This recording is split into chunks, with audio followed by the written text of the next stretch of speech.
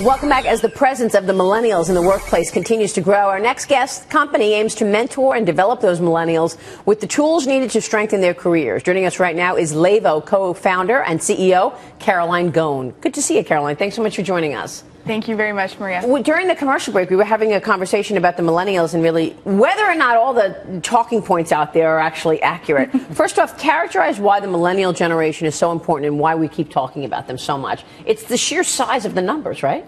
Absolutely. This is the largest workforce in human history. So there are 86 million millennials in the U.S. alone, as compared to 55 million Gen Xers. This is an unprecedentedly large generation, bigger than even the boomers. And there aren't going to be enough jobs for all of these people who are entering the workforce. And this year, in April or May, depending on which numbers you believe, we became the largest cohort inside the workforce. Within the next 10 years, we will be over 75% of the workforce. We've never seen anything like this. That is amazing. And you said that there's a 30 million gap in terms of the number of jobs out there and available for potential seekers. So the Bureau of Labor Statistics estimates that there will be a gap of about 30 million, depending on when you believe baby boomers retire in the next 5 to 10 years, for millennials entering the workforce. So that's why we're seeing millennials gravitate towards non-employer jobs. That's why we're seeing this uptick in startups, in freelancers.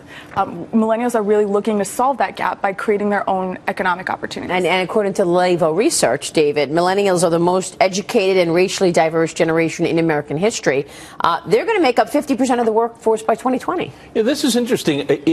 Do they have the skills? In other words, coming out of college or technical school, are they prepared to fill those jobs that the baby boomers will be leaving, or is there going to be a skill gap in our labor force? That's a good question.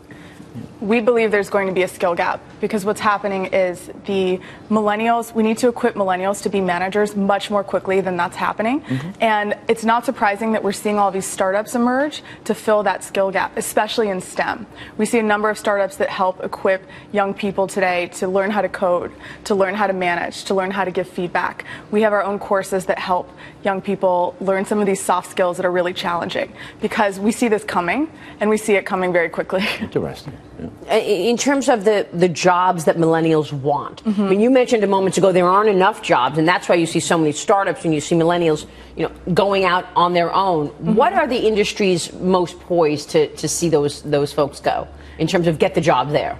So we're really seeing that growth in STEM, in science, technology, engineering, and mathematics. We're seeing a lot of millennials gravitate towards the digital space in every type of job, technical and non-technical. And we believe with our Levo research that that's only going to continue. So within our user base, the majority of our users really refer to themselves as entrepreneurs or intrapreneurs, and when they state their purpose, their future purpose in their career, they really focus on creating digital businesses or serving digital businesses that are being created. So that's where we're seeing people go. This is a generation that wants to learn STEM, that's science, technology, engineering, math. I mean, and those are the jobs that are available. I mean, we talk to CEOs all the time. There's a major skills gap in this country. Yeah, there is. Go ahead, please. And there's also a little bit of a traditions gap. So you have folks like David and myself who are used to receiving cover letters and maybe a little bit more formal. We were laughing. Nobody knows what that is anymore. It's different. They're different. It's different. There's a certain set of norms that are different than what the millennials are comfortable with today. And one is not necessarily right or wrong, but how do you help your constituent base kind of really bridge that gap so they can be the most successful in these jobs? So one of the things that we do is we provide advice and we provide actual courses to help you through the interview process, to help you through the application process.